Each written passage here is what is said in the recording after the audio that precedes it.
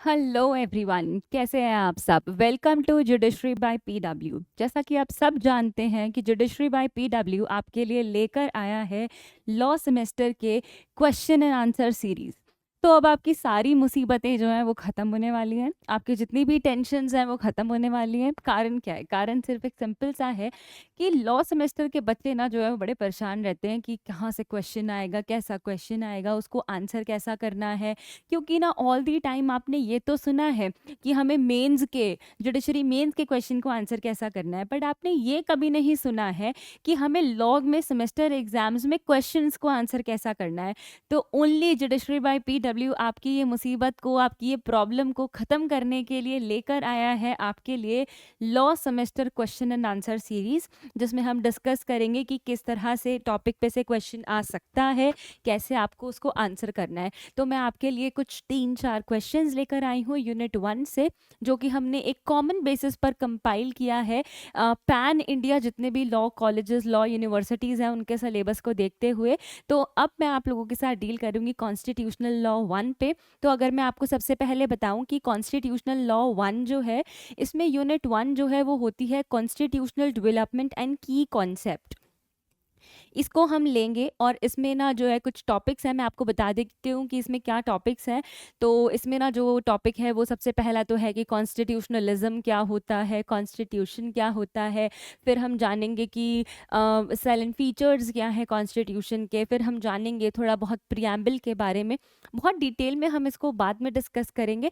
But मैंने pan India जितने भी लॉ कॉलेजेस हैं उसके सिलेबस को कंपाइल करके यूनिट वाइज कुछ लिमिटेड एडिशन क्वेश्चंस लिए हैं, जो कि रिपीटेड फॉर्म में पूछे जाते हैं। और इसको आप क्वेश्चन की लैंग्वेज चेंज करके किसी भी तरह पूछ सकते हैं, answer will remain the same. समझ में आई बात आप लोगों को? तो चलिए देखिए, सबसे पहला एक स्टैंडर्ड क्वेश्चन जो हमारे पास है वो ये है कि आप कॉन्स्टिट्यूशन को बताओ कि कॉन्स्टिट्यूशन क्या होता है, ऑर्डिनरी लॉ से ये जो है ये कैसे डिफर करता है। आपको पता है ना कि कॉन्स्टिट्यूशन ग्रैंड नॉर्म है, सारे लॉज जो है वो इसी से निकले हैं, ठीक है। तो हम कहते हैं कि अब रिटन कॉन्स्टिट्यूशन की क्या इंपॉर्टेंस है, साथ साथ क्या एडवांटेजेस हैं और डिसएडवांटेजेस हैं इसके होने के, ठीक है।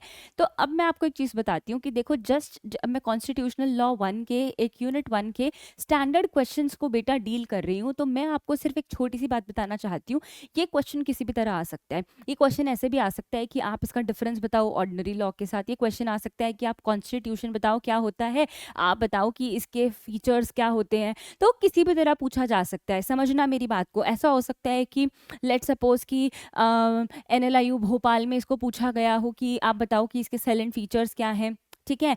कहीं आपसे ये पूछा गया हो कि क्या इंडिया का कॉन्स्टिट्यूशन रिटन है, और है तो उसके एडवांटेजेस क्या हैं, ठीक है। ऐसा हो सकता है कुरुक्षेत्र यूनिवर्सिटी में, या फिर किसी भी प्राइवेट यूनिवर्सिटी में, या फिर मेरठ यूनिवर्सिटी में, या फिर इलाहाबाद यूनिवर्सिटी में, लखनऊ यूनिवर्सिटी में क्वेश्चन पूछा गया हो कि चलिए आप बताइए कि प्रियम्बल क्या है। तो आप जो है ये बात समझिए, जो क्वेश्चन मैं डिस्कस कर रही हूँ इसको क्वेश्चन बेशक बदल के आए पर answer will remain the same. तो आपको ये बात कभी नहीं भूलनी है, समझे। अब देखो, सबसे पहले, इससे पहले मैं मॉडल आंसर पे आऊँ, वो आपको कह रहे हैं कि कॉन्स्टिट्यूशन क्या होता है। तो आपको जो है ना, हमेशा देखो, मेंस एग्जाम जो होता है ना, स्टेट जुडिशरी मेंस एग्जाम होता है, उसमें हमें कंटेंट कम लिखना होता है, वर्ड टू वर्ड लिखना होता है, बहुत ज़्यादा टाइम हमारे पास नहीं होता। सिमिलरली अगर मैं लॉ सेमेस्टर एग्जाम की बात करूँ, तो यूजुअली ना आपने रील्स में देखा होगा, आपने सुना होगा, पन्ने भर दो, पेजेस भर दो।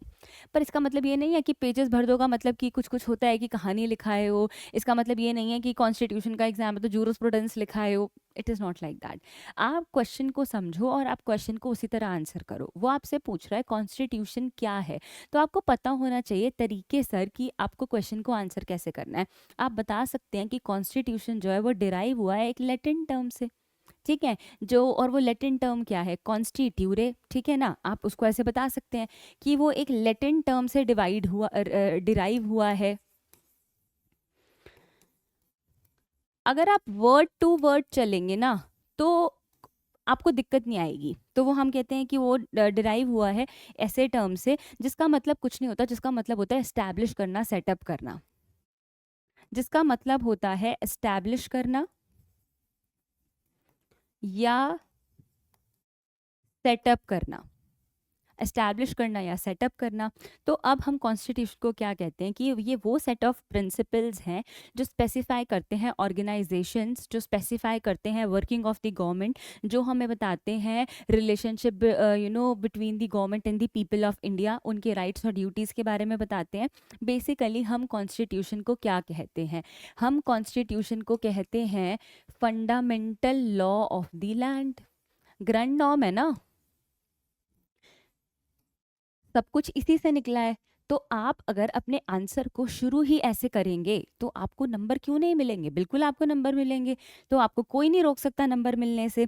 समझ में आई? आप इसे कह सकते हैं ये supreme law of the land है, आप इसे कह सकते हैं ये इंस्ट्रूमेंट ऑफ द गवर्नमेंट है, आप इसे कह सकते हैं ये रूल ऑफ द स्टेट है, आप इसे कह सकते हैं कि ये grand norm of the country है, आप इसे कह सकते हैं कि ये बेसिक लॉ है कंट्री का। तो आप इस बात को समझिए, इसके कितने ही नाम हो सकते हैं, कितने ही नाम हो सकते हैं, और आप ये सारी बातें अपने आंसर में बताएंगे कि देखो कॉन्स्टिट्यूशन ये है, क्योंकि वो आपसे पूछ रहा है डिफाइन दी टर्म कॉन्स्टिट्यूशन, कि कॉन्स्टिट्यूशन एग्जैक्टली है क्या। तो आप अपने आंसर में ये सब बताने के बाद जो है कोई केस लॉ है तो केस लॉ बताएंगे, ये सारी चीज़ें डिस्कस करेंगे। तो आइए हम सबसे पहले इस क्वेश्चन को लेते हैं और इसे डिस्कस करते हैं। देखिए, मैंने आपको बताया कि अब ये इंट्रोडक्शन देने के बाद अब बहुत अच्छे से आप शुरू करेंगे। I have model answer for all of you कि कॉन्स्टिट्यूशन क्या है। एक फंडामेंटल लीगल डॉक्यूमेंट है या एक ऐसे सेट ऑफ प्रिंसिपल्स हैं। आप प्लीज़ वर्डिंग्स पे जाइएगा, ये बहुत इजी वर्डिंग्स हैं, आपको क्रैम नहीं करने हैं कि ये क्या है। मैंने आपको कहा this is fundamental law of the land, तो हमने क्या, ये फंडामेंटल लीगल डॉक्यूमेंट है तो लीगल डॉक्यूमेंट ही ना, सब कुछ इससे निकल रहा है, राइट्स ड्यूटीज़ पता चल रही हैं हमें, सब कुछ। तो हमने कहा कॉन्स्टिट्यूशन जो है वो फंडामेंटल लीगल डॉक्यूमेंट है या एक ऐसा सेट ऑफ प्रिंसिपल्स है जो हमें बताता है कि गवर्नमेंट कैसे काम करेगी, डिस्ट्रीब्यूशन ऑफ पावर बताएगा, लोगों के राइट्स और ड्यूटीज़ के बारे में बताएगा जो सिटीजन्स हैं। ठीक है, हम कह रहे हैं that it is the supreme law of the country, तो पॉलिटिकल सिस्टम की स्टेबिलिटी, उसकी लेजिटिमेसी, उस सब के बारे में बात करेगा। तो आपने जब इसका इंट्रोडक्शन दे दिया तो उसके बाद हमने कहा कि क्या कॉन्स्टिट्यूशन और ऑर्डिनरी लॉ में कोई डिफरेंस है। तो देखो, ये तो बहुत बड़ी कहानी है कि भाई बिल्कुल है, कॉन्स्टिट्यूशन और ऑर्डिनरी लॉ में तो बेटा सबसे बड़ा डिफरेंस है। क्यों? क्योंकि कॉन्स्टिट्यूशन तो supreme law of the land है, पर अगर मैं बात करूं ऑर्डिनरी लॉज की, तो ऑर्डिनरी लॉज जो है वो तो सबॉर्डिनेट है ना, कि जितने भी लॉज हैं, चाहे हिंदू मैरिज हो, चाहे इंडियन पीनल कोड हो, भारतीय न्याय संहिता हो, लिमिटेशन एक्ट हो, स्पेसिफिक रिलीफ एक्ट हो, जितने भी लॉज हैं वो सारे इससे डिराइव हो रहे हैं। तो वो तो ऑर्डिनरी लॉज हुए ना। अब देखो इनैक्टमेंट देखते हैं, इसे किसने इनैक्ट किया? कॉन्स्टिट्यूशन को इनैक्ट किया बेटा कॉन्स्टिट्यूशन असेंबली ने। पर अगर मैं बात करूं ऑर्डिनरी लॉज की, तो ऑर्डिनरी लॉज को किसने किया? इसको तो लेजिस्लेचर ने किया ना, प्रोसेस के थ्रू बिल बनेगा, एक्ट बनेगा, आएगा। ठीक है, हम कहते हैं क्या कॉन्स्टिट्यूशन में अमेंडमेंट किया जा सकता है? देखो, इस बात पे कोई शक सवाल नहीं है कि कॉन्स्टिट्यूशन में बिल्कुल अमेंडमेंट किया जा सकता है, there is no question in this. But थोड़ा सा रिजिड प्रोसेस है, थोड़ा सा डिफिकल्ट प्रोसेस है, हमें जो है मेजॉरिटी का ध्यान रखना पड़ता है, एक स्पेशल प्रोसीजर जो है वो लेना पड़ता है, देखना पड़ता है। बट अगर मैं बात करूँ ऑर्डिनरी लॉज की, इनको अमेंड करना बहुत आसान है। कितने लॉस में अमेंडमेंट आती है?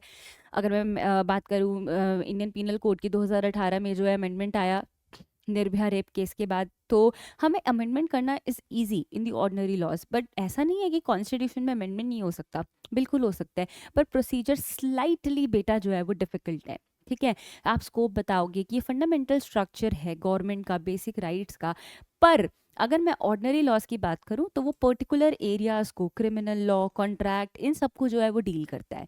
ठीक है, कॉन्स्टिट्यूशन से जितने लॉज, सारे लॉज, ऑर्डिनरी लॉज कॉन्स्टिट्यूशन से निकले हैं। तो कॉन्स्टिट्यूशन बेसिक राइट्स, एक सब चीज़ों को कंपाइल करके जो है वो डील करता है, पर ऑर्डिनरी लॉज तो अपने स्पेसिफिक एरिया से डील करते हैं।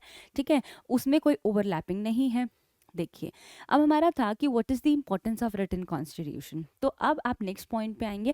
आपको अपने क्वेश्चन के हिसाब से चलना है, आप अपने पॉइंट्स को बाइफरकेट करके बहुत अच्छे से लिख सकते हैं कि अगर 10 मार्कर क्वेश्चन ये आपको आया है, ये 10 मार्कर क्वेश्चन आया है, तो बहुत आसानी से अगर आप क्वेश्चन को लेकर चलेंगे तो आप 4 पेजेस तो बहुत आराम से लिख पाएंगे, 4-6 पेजेस बहुत आराम से लिख पाएंगे लॉ सेमेस्टर एग्जाम के लिए। देखिए, अब आपको क्या कह रहा है कि रिटन कॉन्स्टिट्यूशन जो है वो क्या है? एक सिंगल फॉर्मलाइज्ड डॉक्यूमेंट है जो कि क्लियरली क्या बताता है? लॉज बताता है, प्रिंसिपल्स बताता है, स्ट्रक्चर बताता है सरकार का। वो बताता है कि स्टेबिलिटी कैसे होगी, क्लैरिटी कैसे होगी, लीगल सर्टेनिटी कैसे होगी।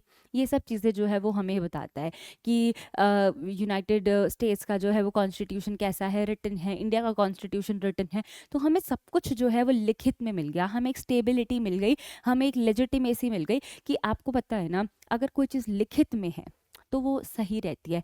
ओरल चीज़ें हमेशा कॉन्ट्राडिक्ट करती हैं। समझ में आई बात? तो रिटन होना अपने आप में एक बहुत बड़ी इंपॉर्टेंस है। अब आप रिटन वाले पार्ट को और अच्छे से कर सकते हैं कि देखो रिटन होने से हमें ये फ़ायदे हैं। अब वो कहते हैं कि हमें क्या एडवांटेजेस हैं रिटन कॉन्स्टिट्यूशन के। तो अब देखो, क्लैरिटी है, सर्टेनिटी है। रिटन, अब क्लैरिटी और सर्टेनिटी कैसे है कि रिटन डॉक्यूमेंट ने आपको क्लियर गाइडलाइंस दी हैं गवर्नेंस पे, एम्बिग्यूटी रिड्यूस करने पे। उन्होंने जब आपको सारा ही process, checks and balances, basic structure, doctrine और सब कुछ जो है वो रिटन में बता दिया ना आर्टिकल के थ्रू, तो कहीं ना कहीं सर्टेनिटी और क्लैरिटी है, तो कोई कन्फ्यूजन नहीं है, तो कोई एम्बिग्यूटी नहीं है। रिटन कॉन्स्टिट्यूशन का सबसे बड़ा फ़ायदा तो ये है, आप बताएंगे। आपके राइट्स को प्रोटेक्ट किया जाता है क्योंकि रिटन कॉन्स्टिट्यूशन में फंडामेंटल राइट्स के बारे में बताया गया है। वो बात करते हैं लिमिटेड गवर्नमेंट पावर की, कि वो ना अब्यूज़ ऑफ पावर को जो है वो प्रिवेंट करते हैं क्योंकि हमारे पास चेक्स एंड बैलेंसेस की थ्योरी है। हम कहते हैं हमें लीगल स्टेबिलिटी मिली है क्योंकि जो है आर्बिट्रेरी चेंजेस को वो प्रोटेक्ट करता है कि कोई भी जो है वो आर्बिट्रेरी मैनर में एक्ट नहीं करेगा। ये हमारे कॉन्स्टिट्यूशन के सख्त खिलाफ है। जुडिशियल रिव्यू अपने आप में एक बहुत इंपॉर्टेंट फीचर है। तो आप एडवांटेजेस बताएंगे। अब अगर मैं आगे आऊँ तो आप बताएंगे डिसएडवांटेजेस क्या है। सबसे पहला डिसएडवांटेज तो ये है कि रिजिड है, फ्लेक्सिबल नहीं है, प्रोसेस थोड़ा सा जो है वो कॉम्प्लिकेटेड है, थोड़ी सी मुसीबत आती है तो रिजिडिटी है। थोड़ा बहुत कहें तो जुडिशियल डिपेंडेंस भी है, कॉम्प्लेक्सिटी भी है कि आपने सुना है ना कि 450 से ज़्यादा आर्टिकल्स हैं, तो अपना जो है बहुत बहुत लेंदी है। अब अगर हम बात करें यूएस की, तो जो है लिमिटेड 9-10 आर्टिकल्स हैं, बट यहाँ पर अब हमें 450 प्लस आर्टिकल्स पढ़ने पड़ रहे हैं, तो बल्कि है, लेंदी है, समझने में थोड़ी सी मुश्किल है, ये एक डिसएडवांटेज हो सकता है। उसके बाद आते हैं डिले इन डिसीजन मेकिंग, की कॉन्स्टिट्यूशन की इंटरप्रिटेशन जो है ना वो थोड़ी सी मुश्किल कभी कभी हो जाती है। जैसे आपको पता है ना, एक डिबेट बड़ी मुश्किल थी कि 13 और 368 का क्लैश, कि कब अमेंड हो सकता है, कब नहीं हो सकता है, तो ये अपने आप में एक बड़ा क्वेश्चन मार्क था। तो बट हम कहते हैं कि हम जब एक चीज़ के प्रॉस देखते हैं तो कॉन्स भी होते हैं, पर प्रॉस हमेशा अच्छे ही हैं। तो हम ये बात कह रहे हैं आपको कि आपने क्या बताया, क्वेश्चन पूछा कॉन्स्टिट्यूशन, बताया ऑर्डिनरी लॉ से डिफर करता है, बिल्कुल जी करता है, वो आपने बताया। हमने कहा कि कैसे इसके रिटन कॉन्स्टिट्यूशन की इंपॉर्टेंस है, हमने वो बताया। एडवांटेजेस बताए हमने, डिसएडवांटेजेस बताए। तो हमने पांचों ही पॉइंट्स जो हैं वो इसमें कवर कर लिए। तो अब हम उसको कंक्लूड करते समय कैसे लिखेंगे।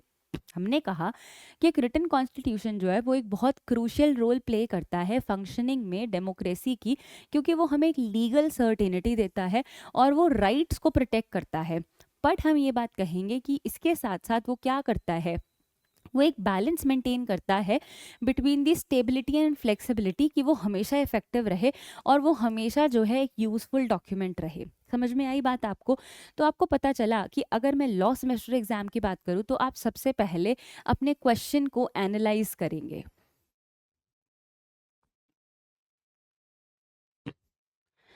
और फिर उसके बाद आप क्या करेंगे, पॉइंट टू पॉइंट आंसर लिखेंगे।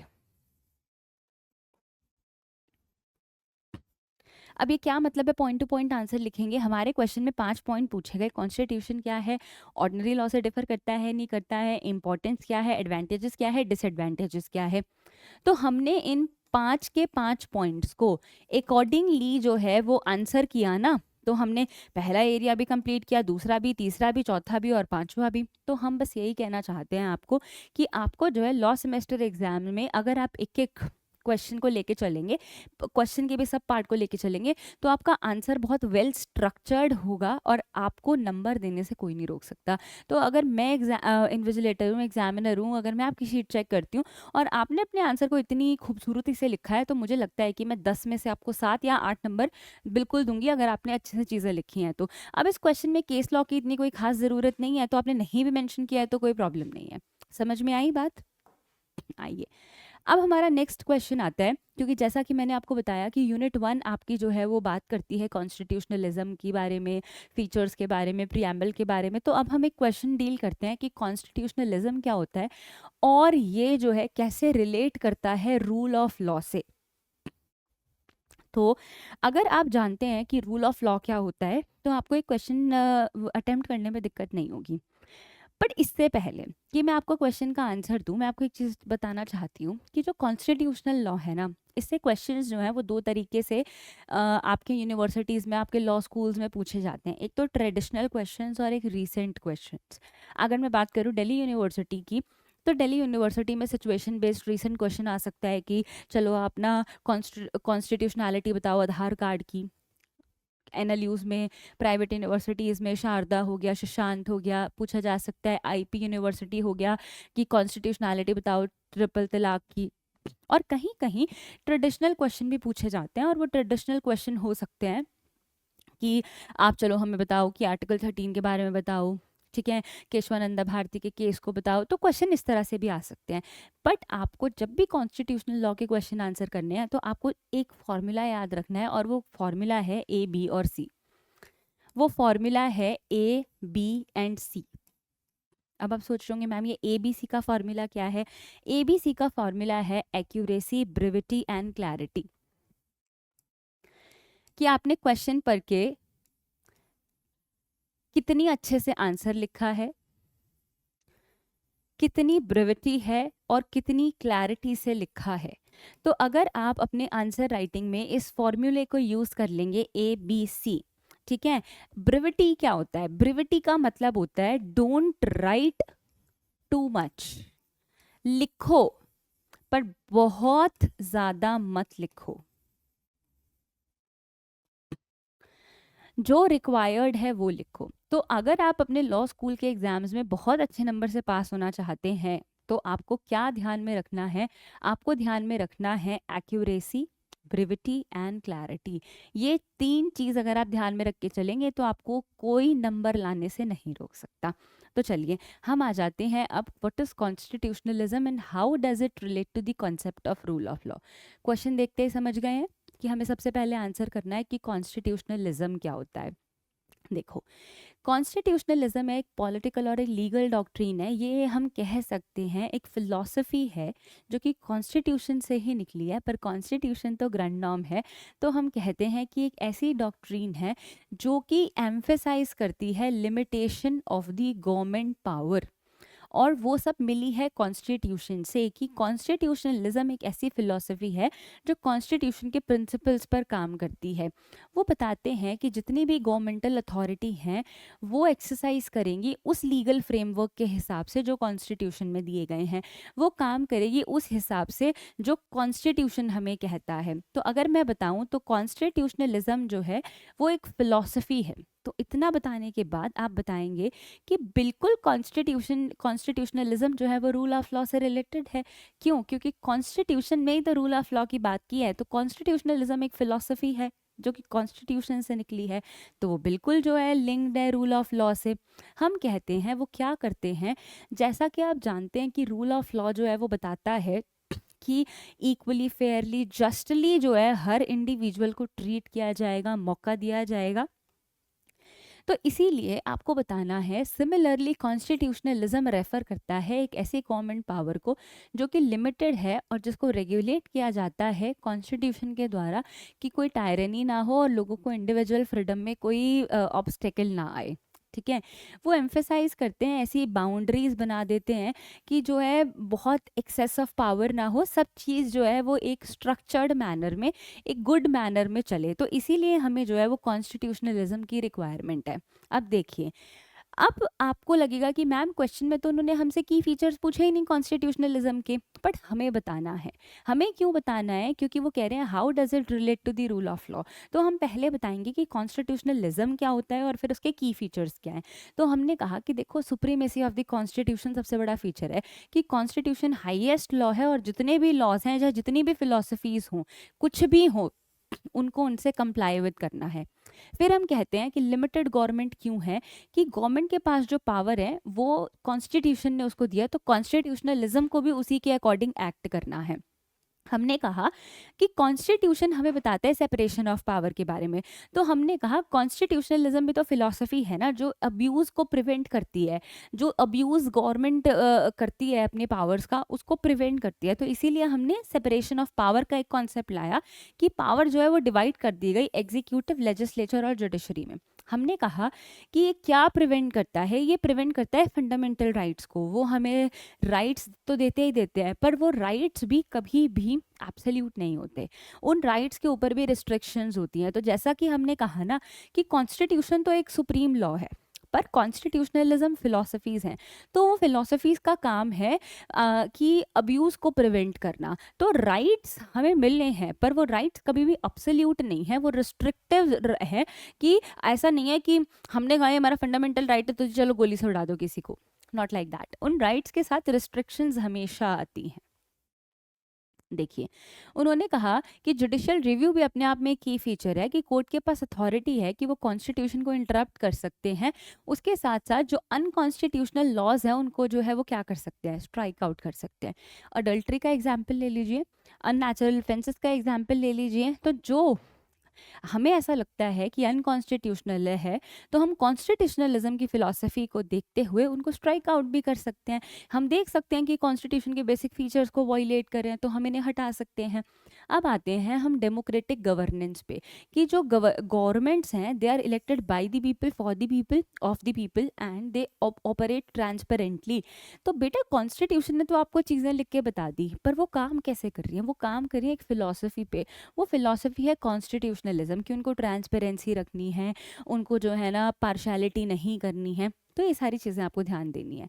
अब हम बताएं कि कैसे कॉन्स्टिट्यूशनलिज्म प्रैक्टिस में है। अगर हम बात करें यूएस कॉन्स्टिट्यूशन की, तो वहाँ पर एक सिस्टम है चेक्स और बैलेंसेस का। तो ये एक थ्योरी तो है, ये एक फिलॉसफी तो हुई ना, ठीक है। अगर हम इंडियन कॉन्स्टिट्यूशन की बात करें तो हमारे पास जो है वो फंडामेंटल राइट्स हैं, जुडिशियल रिव्यू है, सेपरेशन ऑफ पावर है, और मैं एक और चीज़ बता देती हूँ, हमारे पास रूल ऑफ लॉ भी है।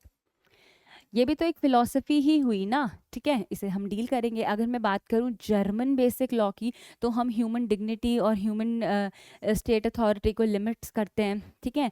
तो अब आते हैं कि रूल ऑफ लॉ कैसे कॉन्स्टिट्यूशनलिज्म से रिलेटेड है। देखिए, रूल ऑफ लॉ एक ऐसा प्रिंसिपल है जो कि सबको जो है दिया गया है, एंड वो काउंटेबल है लॉ के अंदर। वो क्या कहता है कि लॉज को, rule of law is somewhere somehow, आप इक्वालिटी बिफोर लॉ से कंफ्यूज तो नहीं करेंगे, but rule of law is something कि that laws which are applied equally, सबको बराबर का मिलेगा, फेयरली मिलेगा, प्रिडिक्टेबली, प्रिवेंटिंग आर्बिट्रेरी गवर्नेंस। कि जो भी गवर्नेंस जो है वो आर्बिट्रेरी मैनर में एक्ट करेगी तो उससे डील करेगा, ठीक है। वो जो है कैसे डील करेगा, वो जो है इक्वली रहेगा, फेयरली रहेगा। तो ये सारी चीज़ें जो हैं वो रूल ऑफ लॉ में फॉल करती हैं। तो अब आगे बात करते हैं कि व्हाट आर दी की principles of rule of law, क्योंकि हम बात कर रहे हैं कि कैसे कॉन्स्टिट्यूशनलिज्म जो है वो लिंक्ड है, या उनका कुछ है लिंक, कनेक्शन बिटवीन कॉन्स्टिट्यूशनलिज्म और रूल ऑफ लॉ। तो देखो, सबसे पहले हम कहते हैं सुप्रीमेसी ऑफ द लॉ, कि लॉज जो है वो तो सुप्रीम है ही, ठीक है ना, कॉन्स्टिट्यूशन से ऊपर कुछ नहीं है, तो लॉज तो सुप्रीम है ही है।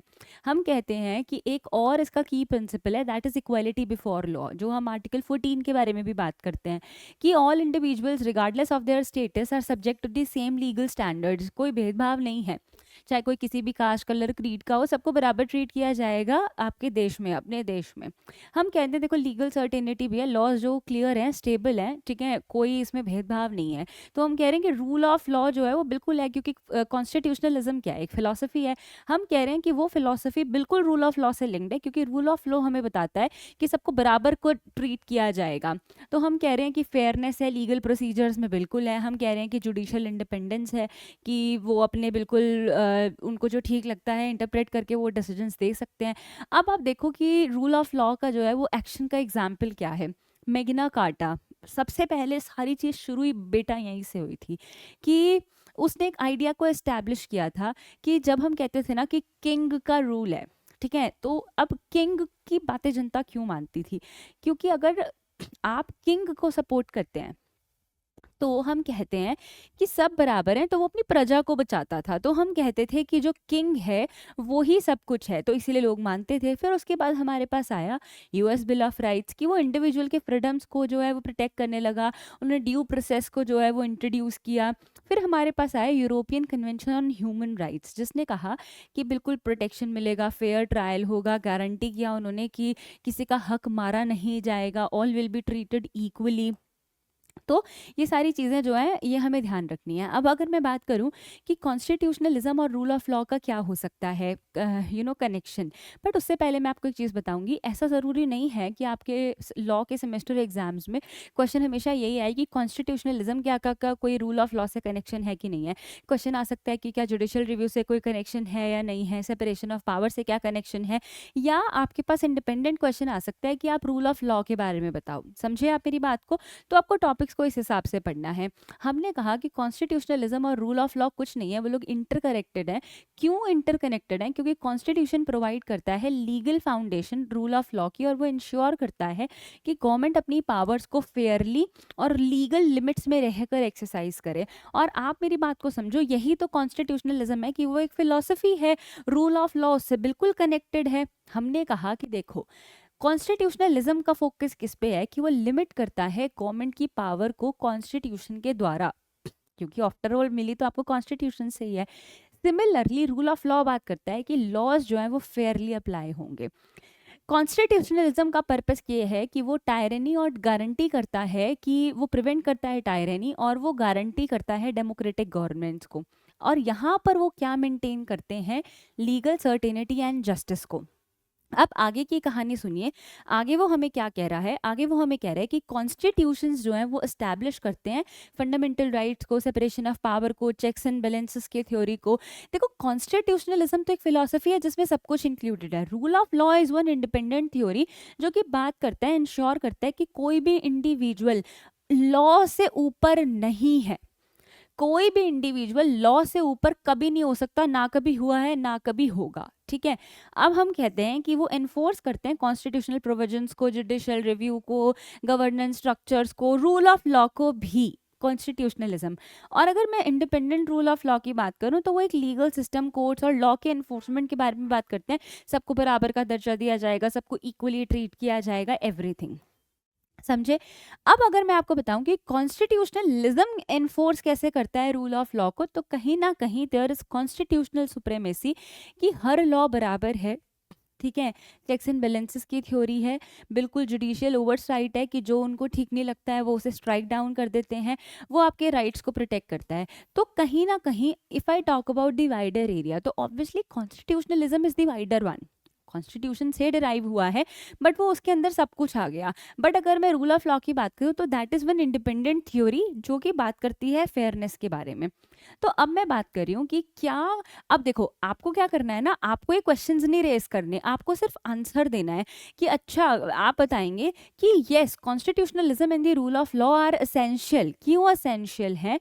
आप उन्हें, आप ये सारे पॉइंटर्स में लिखेंगे कि कॉन्स्टिट्यूशनलिज्म का मतलब ये है, रूल ऑफ लॉ का मतलब ये है, कॉन्स्टिट्यूशनलिज्म जो है वो इस बारे में बात करता है, रूल ऑफ लॉ इस बारे में बात करता है, कैसे इनका इंटरकनेक्शन है, क्यों ये असेंशियल है, दोनों मिलकर जो है ये असेंशियल क्यों है। तो हम बता रहे हैं दोनों मिलकर असेंशियल इसलिए है क्योंकि वो इंडिविजुअल फ्रीडम को सेफ गार्ड करते हैं, गवर्नमेंट ऑपरेशन से बचाते हैं, गारंटी करते हैं free speech, due process, good governance को प्रमोट करते हैं। तो आप ये सारी बातें जो है ना जब अपने आंसर में लिखेंगे तो ये आपको दूसरों से अलग बनाएंगे। तो क्या करते हैं वो? स्टेबिलिटी और लीगल ऑर्डर देते हैं, डेमोक्रेसी को प्रोटेक्ट करते हैं कि डिक्टेटरशिप ना हो पाए, अनकॉन्स्टिट्यूशनल एक्शंस को जो है वो चैलेंज करते हैं। तो अगर अब उसको क्या करेंगे, अगर हम उसको अब कंक्लूड करेंगे, तो आपको कभी भी हेडिंग बनाने की जरूरत नहीं है कि आप कंक्लूजन की हेडिंग बना रहे हैं। लिखते लिखते लिखते लिखते पॉइंटर्स को आप कंक्लूड कर देंगे और आप बताएंगे कि कॉन्स्टिट्यूशनलिज्म और रूल ऑफ लॉ जो है वो इनसेपरेबल प्रिंसिपल्स हैं डेमोक्रेसी के। क्या करते हैं? राइट्स को प्रोटेक्ट करते हैं, फेयर गवर्नेंस देते हैं। हम कह रहे हैं कि वो एक ऐसी चीज़ के बारे में बात करें कि रूल ऑफ लॉ होना चाहिए सो दैट सबको इक्वली ट्रीट किया जाए। हम कहेंगे कि अगर ये प्रिंसिपल्स नहीं होंगे सोसाइटी में रिस्क होगा, डिक्टेटरशिप होगा, करप्शन होगा और इनजस्टिस होगा। इसीलिए ये दोनों इंटर रिलेटेड हैं और हमारी सोसाइटी के लिए, जस्टिस के लिए बहुत ज़रूरी है। Very simple answer. बताओ क्या प्रॉब्लम है? कोई प्रॉब्लम नहीं होना चाहिए आपको। अब आते हैं हमारा सबसे इजी और सबसे आसान क्वेश्चन कि फीचर्स क्या हैं कॉन्स्टिट्यूशन के। बच्चे बच्चे को पता है कि फीचर्स क्या हैं। ये क्वेश्चन ऐसा है कि पिछले 10-15 साल में शायद ही ऐसा कोई लॉ स्कूल होगा, और नॉट 10-15 साल, जब से लॉ का एग्जाम हो रहा है तो ऐसा कोई लॉ स्कूल नहीं होगा जिसने एक बार इस क्वेश्चन को चाहे तो असाइनमेंट्स में या लॉ के सेमेस्टर एग्जाम्स में नहीं पूछा होगा, बिल्कुल पूछा होगा, क्योंकि हर स्टूडेंट को ये ज़रूर पता होना चाहिए। तो हम कह रहे हैं कि साइलेंट फीचर्स क्या हैं इंडियन कॉन्स्टिट्यूशन के, कि व्हाट आर दी फीचर्स। तो अब आप देखिए, हम कहते हैं कि एक लेंदीएस्ट रिटन कॉन्स्टिट्यूशन है, बिल्कुल, क्योंकि बहुत बल्कि है, ओवर मोर देन 450 आर्टिकल्स हैं।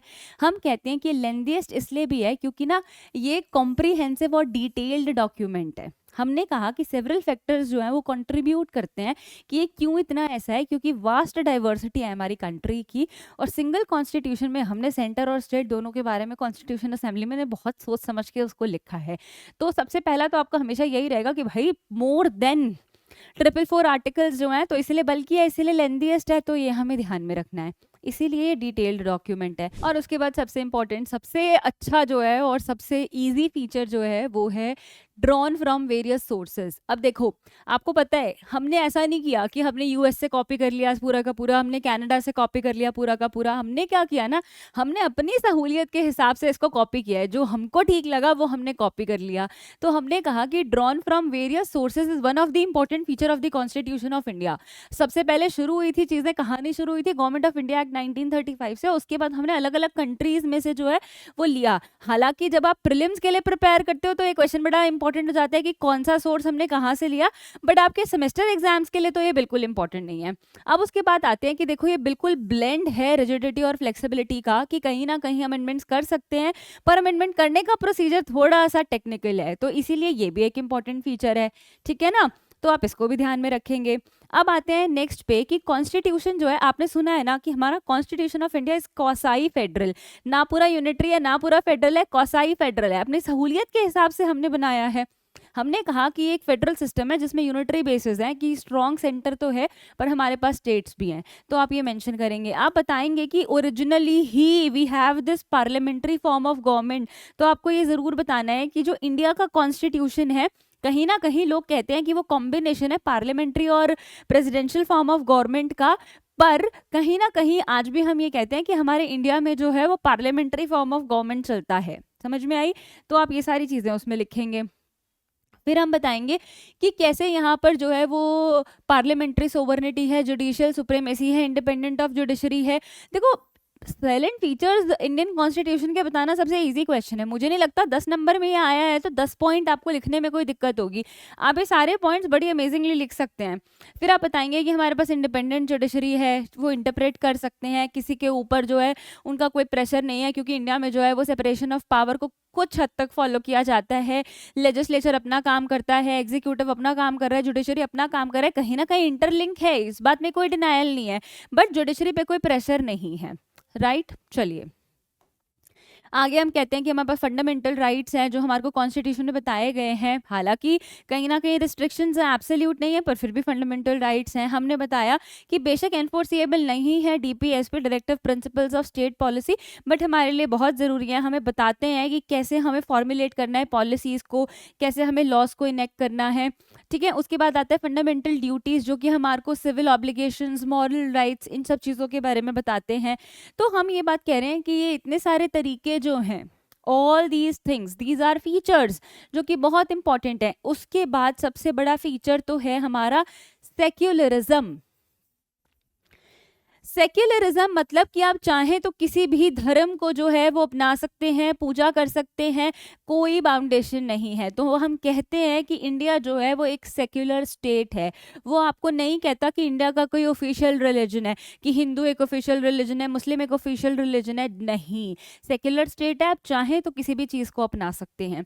फिर हम कहते हैं यूनिवर्सल एडल्ट फ्रेंचाइज है, कि जब आप 18 साल से ऊपर के हो जाते हैं तो आपको वोट करने का अधिकार है, आप चूज कर सकते हैं अपने मेंबर्स को, ठीक है। पर 18 साल से ज़्यादा का, क्योंकि 18 साल से कम को हमारे लॉ में जो है वो माइनर मान जाता है। हम कहते हैं कि माइनर अपने डिसीजंस लेने के लिए सक्षम नहीं है, तो वो देश के लिए कैसे लेंगे। तो 18 साल से ज़्यादा के जो उम्र के लोग हैं वो जो है वोट कर सकते हैं।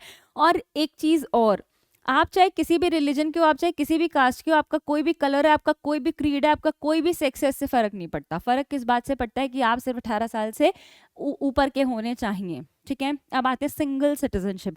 सी ये सबसे इंपॉर्टेंट फीचर है।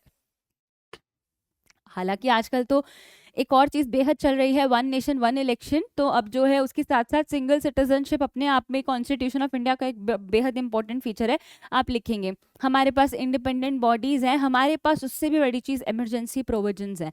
तो अब देखो, अगर ये क्वेश्चन आपके पास 10 नंबर में आता है तो मुझे नहीं लगता कि आपको आंसर करने में कोई दिक्कत है। हम बहुत डिटेल में आगे टॉपिक बाय टॉपिक इनको टॉपिक्स को भी डिस्कस करेंगे कि फंडामेंटल राइट्स क्या होते हैं, डीपीएसपी क्या है, इमरजेंसी क्या है, तो बहुत डिटेल में हमें याद करेंगे। पर अभी आंसर लिखने के लिए आप ये सब पॉइंटर्स जो है वो मार्क कर सकते हैं। 3 टायर गवर्नमेंट है, आप बता सकते हैं। ठीक है, कोऑपरेटिव सोसाइटीज़ हैं, ऐड हुई हैं बाद में, तो आप ये सारे पॉइंटर्स अपने आंसर में जो है इन्हें इंक्लूड कर सकते हैं। अब हमारे पास आता है यूनिट 1 का आखिरी टॉपिक का आखिरी क्वेश्चन, और वो बेहद इंपॉर्टेंट है, और वो है इंडिया का कॉन्स्टिट्यूशन का preamble. We the people of India, हम देश के नागरिक, हम देश के वासी, हमने खुद ही तो बनाया है, तभी तो हम शुरू करते हैं we the people of India. भाई हमने बनाया है अपनी सहूलियत के हिसाब से। हमने बेशक सोर्सेज कहीं और से लियो, पर हमने अपने लिए बनाया है, अपने कन्वीनियंस से उसको बनाया है। तो we the people of India having solemnly resolve to constitute India into a sovereign socialist secular democratic republic. अब मैं आपको एक चीज बताती हूँ कि जब ये बात आ जाती है, जब वो कहते हैं we the people of India, हम देश के वासी, देश के नागरिक, ये जो है शपथ लेते हैं। क्या शपथ लेते हैं? कि हम जो है एक sovereign socialist secular democratic Republic है, और आगे लिखा है एक्सप्लेन। तो आप सबसे पहले तो इन सब चीज़ों को, वर्ड्स को जो है वो बहुत डिटेल में बताएंगे जब आपके पास एक क्वेश्चन आता है, और शायद ही ऐसा कोई लॉ स्कूल होगा जिसमें ये क्वेश्चन ना आया हो। फिर वो कहते हैं कि क्या एसेंशियल प्रिंसिपल्स हैं कॉन्स्टिट्यूशन ऑफ इंडिया के। फिर वो कहते हैं कि क्या प्रीएम्बल जो है वो कॉन्स्टिट्यूशन का पार्ट है, तो बिल्कुल है। क्या उसे अमेंड किया जा सकता है? बिल्कुल किया जा सकता है। 42nd अमेंडमेंट से वर्ड्स ऐड हुए थे प्रीएम्बल में। फिर वो पूछते हैं कि जो प्रीएम्बल है कॉन्स्टिट्यूशन में, क्या वो आइडियल्स और एस्पिरेशंस बताता है पीपल ऑफ इंडिया को? एक्सप्लेन करो। अब मैं आपको एक चीज बता देती हूँ, बेहद इंटरेस्टिंग कहानी है। मैंने क्या किया है ना, थोड़ा सा स्मार्ट काम किया है। पैन इंडिया, आपके लॉ स्कूल में ये क्वेश्चन अलग अलग तरह से आया है, और मैंने इसको एक क्वेश्चन बना दिया है। आपके लॉ स्कूल में ना क्वेश्चन आया, दिल्ली यूनिवर्सिटी में क्वेश्चन आया कि क्या प्रीएम्बल कॉन्स्टिट्यूशन ऑफ इंडिया का पार्ट है और क्या इसे अमेंड किया जा सकता है। ये वाला क्वेश्चन था। अब मैंने क्या करा ना, मैंने सारे क्वेश्चंस को कंपाइल करके कर दिया कि क्वेश्चन चाहे कोई भी हो बेटा, आंसर सेम ही रहेगा, केस लॉ सेम ही रहेंगे। तो अब देखो हम इस मॉडल आंसर को जो है वो कैसे करेंगे। देखिए, हमने कहा we the people of India having solemnly resolve to constitute India into a sovereign socialist secular democratic republic. इसका बेटा एक्सप्लेनेशन क्या होगा कि जो ये फ्रेज है preamble of the Indian constitution का, ये बताता है collective will of the people of India. हम भारत के वासी, हम भारत के लोग, हमने इसको प्रीएम्बल को बनाया ना अपनी सहूलियत के हिसाब से। तो हम एक डेमोक्रेटिक नेशन को क्रिएट करना चाहते हैं, क्योंकि हम डिक्टेटरशिप को नहीं मानते हैं। तो इसीलिए we the people of India. अब मैं आपके टर्म्स को ब्रेक करती हूँ कि हम एक सोवरेन कंट्री हैं। ठीक है, हमारे ऊपर किसी का कंट्रोल नहीं है, हम एक इंडिपेंडेंट हैं, हम अपने इंटरनल एक्सटर्नल अफेयर्स को खुद देखते हैं भाई, हमें किसी से कोई लेना देना नहीं है, तो हमारे ऊपर कोई अथॉरिटी नहीं है। आप सोवरेन के बारे में बताएंगे। सोशलिस्ट का मतलब क्या है कि हमारा एम है कि हम सोशल जस्टिस चाहते हैं, हम इक्वालिटी चाहते हैं, और किसी को हमने हक नहीं दिया कि वो हमारे बीच में इंटरफेयर करे। सेक्युलर का मतलब मैंने आपको जस्ट अभी बताया कि कोई ऑफिशियल रिलीजन नहीं है, जो धर्म आप चाहें उसको आप पूज सकते हैं। तो आप एक एक चीज बताएंगे। फिर हमने कहा डेमोक्रेटिक का मतलब क्या है। इंडिया जो है वो डेमोक्रेटिक रिपब्लिक है, अल्टीमेट पावर लोगों के हाथ में है। पीपल ऑफ इंडिया ही तो सबको इलेक्ट कर रही है ना, वोट करने का अधिकार है। तो हमने कहा कि हम डेमोक्रेटिक कंट्री हैं, हम रिपब्लिक हैं। क्यों रिपब्लिक है? हमारे पास प्रेसिडेंट है, हम इलेक्ट करते हैं, हमारे पास जो है ना वो मोनार्की सिस्टम नहीं है, तो इसीलिए हम एक रिपब्लिक है। फिर उसके बाद हम कहते हैं कि क्या कहते हैं कि अब जो प्रेसिडेंट को इलेक्ट किया जाता है वो इलेक्टोरल कॉलेज से जो है वो किया जाता है, जिसमें इलेक्टेड रिप्रेजेंटेटिव्स होते हैं ऑफ द पीपल। तो हम कह रहे हैं कि हम डेमोक्रेटिक नेशन है, हम एक रिपब्लिक नेशन है, कि इंडिया के जो लोग हैं वो डिसाइड करते हैं चीज़ों को। और रिपब्लिक क्यों है? क्योंकि हमारे पास मोनार्की सिस्टम नहीं है। हम जो है वो क्या है, हमारे पास जो है वो आप कह सकते हो कि हेड ऑफ द स्टेट है। अब देखो, अब उन्होंने पूछा था कि एसेंशियल प्रिंसिपल्स क्या होंगे, तो आप वही सेलेंट फीचर्स की तरह बताएंगे कि फेडरलिज्म है, पावर को डिवाइड किया गया है सेंटर और स्टेट गवर्नमेंट में। तो आपके पास ये क्वेश्चंस इस तरह भी आ सकते हैं कि वो बस सिंपल पूछ लें, शुरू वाला पार्ट पूछ लें, फिर अब कभी वो ये भी पूछ सकते हैं कि वो प्रिंसिपल्स पूछ लें। अब देखो, सेपरेशन ऑफ पावर है, सबसे बड़ा फीचर है कि लेजिस्लेचर, एग्जीक्यूटिव, जुडिशरी है। रूल ऑफ लॉ है कि क्या कहते हैं ना, कोई भी लॉ से ऊपर नहीं है, no one is above the law.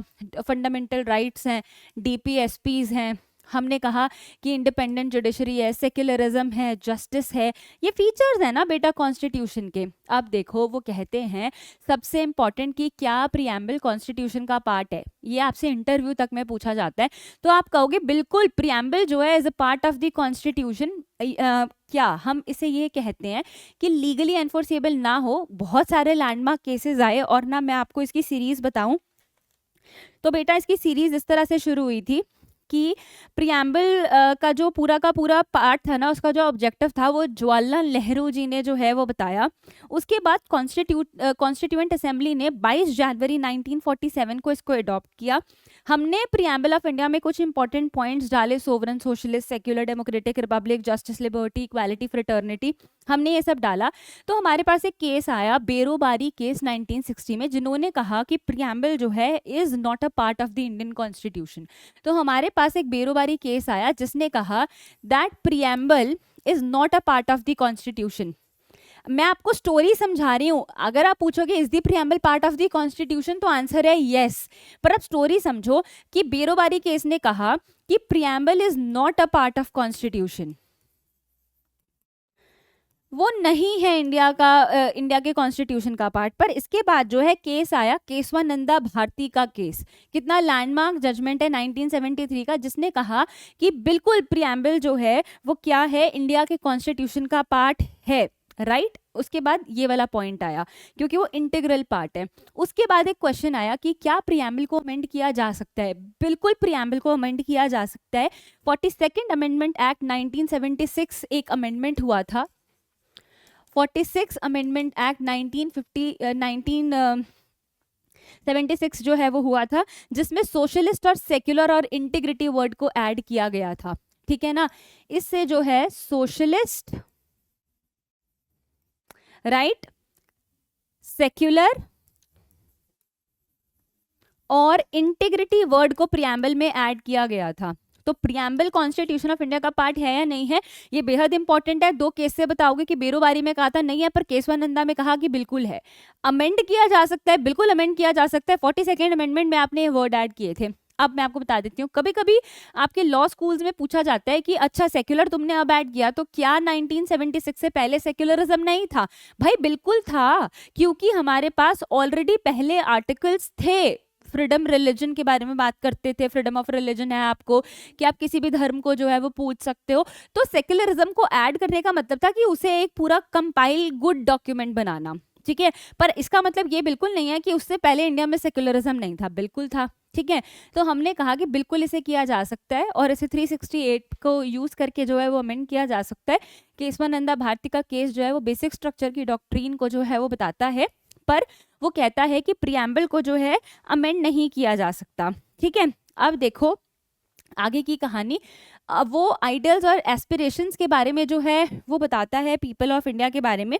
But मैं यहाँ पर आपको इसमें एक चीज बताना चाहती हूँ, गिव मी अ सेकेंड, कि क्या हुआ ना कि क्या अगर मैं आपसे डील करूं लॉ सेमेस्टर एग्जाम्स के लिए, तो प्रियम्बल कॉन्स्टिट्यूशन का पार्ट है या नहीं है, और प्रियम्बल को अमेंड किया जा सकता है कि नहीं किया जा सकता। यूजुअली हम इन दोनों क्वेश्चंस को बच्चे साथ जो है वो डील करते हैं। आप जैसे जानते हैं कि 368 इंडियन कॉन्स्टिट्यूशन का बात करता है कि क्या है कि पार्लियामेंट के पास जो है वो पावर है कि अमेंडमेंट करने की। 368 इसी बारे में बात करता है कि पार्लियामेंट के पास पावर है अमेंडमेंट करने की। तो अब हम कहते हैं कि पार्लियामेंट के पास पावर है कॉन्स्टिट्यूशन को अमेंड करने की। तो हमारे पास एक केस था री बेरोबारी, जिसमें कहा कि पार्लियामेंट जो है किसी भी पार्ट को, कॉन्स्टिट्यूशन ऑफ इंडिया के किसी भी पार्ट को अमेंड कर सकती है। पर रे बेरोबारी ने कहा था कि प्रियम्बल तो कॉन्स्टिट्यूशन का पार्ट ही नहीं है, तो वो जो है उसको नहीं कर सकती। तो हमने कहा रे बेरोबारी में कि प्रियम्बल जो है वो 368 के को यूज करके अमेंड नहीं किया जा सकता। इस केस में जो कोर्ट से गलती हो गई ना जजमेंट में, उसी गलती को जो है ठीक करने के लिए हमारे पास केस आया Kesavananda Bharati versus state of Kerala का। तो जब केशवानंदा भारती का केस आया तो उन्होंने कहा कि बाकी पॉइंट्स की तरह, बाकी पार्ट्स की तरह प्रियम्बल भी सेम प्रोसीजर से अडॉप्ट हुआ है, कॉन्स्टिट्यूएंट असेंबली ने उसको अडॉप्ट किया है और उसी तरह उसको इनैक्ट किया गया है। तो प्रियम्बल कॉन्स्टिट्यूशन का पार्ट भी है, प्लस प्रियम्बल को अमेंड भी किया जा सकता है, उन्होंने इस बात को कहा। तो पार्लियामेंट ने जो है वो कहा कि प्रियम्बल को अमेंड तो कर सकते हैं पर उसके बेसिक फीचर्स के साथ कोई छेड़खानी नहीं होगी। ये बात केशवानंदा ने बड़ी इंपॉर्टेंट कही कि आप प्रियम्बल को अमेंड करो, हमें कोई दिक्कत नहीं है, ठीक है ना, बट आप प्रियम्बल के बेसिक फीचर्स के साथ छेड़खानी मत करो। समझ में आई बात? तो उन्होंने कहा कि प्रियम्बल के बेसिक फीचर्स को अमेंड नहीं किया जा सकता, आपको कुछ और लग रहा है तो आप अमेंड कर सकते हो। तो 42nd अमेंडमेंट से जो है ये 3 वर्ड्स ऐड हुए। और अब मैं आपको इसके पीछे की एक बड़ी इंटरेस्टिंग चीज बताऊं कि केशवानंदा भारती सिर्फ इतना कहना चाहता है कि आप करो, खुल के अमेंड करो प्रियम्बल को, पर सिर्फ एक चीज का ध्यान रखो कि प्रियम्बल पार्ट भी है कॉन्स्टिट्यूशन का, पर प्रियम्बल के बेसिक फीचर्स के साथ छेड़खानी मत करो। तो बेटा इसकी स्टोरी एक बड़ी इंटरेस्टिंग रही कि 42nd अमेंडमेंट से जब ये 3 वर्ड ऐड हुए उसके बाद प्रियम्बल को जीवन में कभी अमेंड नहीं किया गया। क्यों नहीं किया गया? It's a big question. इसलिए नहीं किया गया क्योंकि प्रियम्बल में सब कुछ ही तो डाल दिया गया, तो हमें उसके बाद कभी जरूरत ही नहीं लगी कि हमें प्रियम्बल में कुछ और ऐड करने की जरूरत है, बट इट इज ओपन कि आप उसे कर सकते हैं। समझ में आई?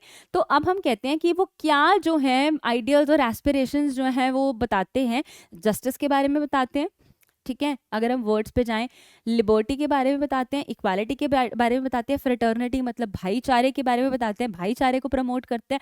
और भाईचारा तो हमें पता ही चल रहा है, we the people of India में आप फोटो में देख के भी समझ सकते हैं कि फ्रेटर्निटी का मतलब है भाईचारा, ठीक है। लिबर्टी होनी चाहिए, इक्वालिटी होनी चाहिए, जस्टिस होना चाहिए। तो उसके बाद हम क्या कह रहे हैं कि अगर हम बात करें what are the ideals in the preamble of the constitution of India, तो वो हमें एक सिंपल सी बात बताते हैं, वो रिफ्लेक्ट करता है हमारे पास फंडामेंटल राइट्स है, डीपीएसपी है, इक्वालिटी है, लिबर्टी है, और जितने भी हमें 14 से 32 तक आर्टिकल में दिया हुआ है, हमने कहा कि हम डेमोक्रेटिक, सोशलिस्ट, सेक्युलर रिपब्लिक हैं, तो ये सारी चीज़ें। तो हम कह रहे हैं उसके जो आइडियल्स हैं वो हमें बिल्कुल ये बात बताते हैं कि हम भारत के वासी सेक्युलर है, सोवरन है, डेमोक्रेटिक है, सोशलिस्ट हैं, हमें लिबर्टी मिली है, हमें इक्वली ट्रीट किया जाएगा, हमारे साथ जस्टिस होगा। दैट्स इट, और कुछ नहीं है। तो अब आपको शायद ये बात समझ में आ गई कि हमें क्वेश्चंस को कैसे आंसर करना है। अब आते हैं, जब इतना इंपॉर्टेंट टॉपिक आता है तो अगर आपके पास टाइम बचता है पेपर में तो आप लैंडमार्क जजमेंट्स को ज़रूर बताएं। तो आप लैंडमार्क जजमेंट में जो है प्रियम्बल में केशवानंदा भारती बेरूबारी के केस को जो है वो ज़रूर बताएंगे। आपका मन करे तो आप मिनर्वा मिल्स को भी कर सकते हैं, जिन्होंने सेम बात को रिआइटरेट किया कि प्रियम्बल जो है वो इंटीग्रल पार्ट है कॉन्स्टिट्यूशन ऑफ इंडिया का। फिर उसके बाद चाहे तो आप मेनका गांधी को भी यूज़ कर सकते हैं कि जो आइडियल्स प्रियम्बल में दिए हुए हैं, लिबर्टी और जस्टिस को, उनको कोई वॉयलेट नहीं कर सकता। तो अब आप कंक्लूड कर देंगे जब प्रियम्बल पे क्वेश्चन आएगा कि preamble of the constitution of India क्या है, एस्पिरेशंस के बारे में बात करता है, आइडियल्स के बारे में बात करता है भारत के लोगों के। तो वो बताता है कि कैसे जो है वो वैल्यूज़ मिली हैं, सोवरन, सेक्युलर, सब कुछ, और आप बता देंगे कि कैसे कैसे वो जस्टिस इंश्योर करता है, लिबर्टी देता है सारे सिटीजन्स को। तो आप मेरी बात को सिर्फ इतना समझ लीजिए कि क्वेश्चन बदल बदल के आ सकते हैं, आंसर सेम रहेंगे। समझ में आई बात? तो आप इन क्वेश्चंस को टुगेदर भी ले सकते हैं, अलग अलग भी ले सकते हैं। मैंने एक स्मार्ट काम किया है आप सब सारे स्टूडेंट्स के लिए, पैन इंडिया, चाहे आप डीयू में हो, एमडीयू में हो, केयू में हो, इलाहाबाद में हो, लखनऊ में हो, बॉम्बे में हो, उड़ीसा में हो, एमपी में हो, हरियाणा में हो, दिल्ली में हो, कहीं पे भी हो, आईपी में हो, प्राइवेट यूनिवर्सिटी में हो, कहीं पे भी हो। बेटा जैसे बैरेक्ट हमेशा सेम रहता है, सिलेबस सेम रहता है, पॉइंटर्स ऊपर नीचे हो सकते हैं, क्वेश्चन भी हमेशा सेम रहेंगे, क्वेश्चन कभी अलग नहीं हो सकते, तो ऐसे ही आंसर भी सेम रहेंगे।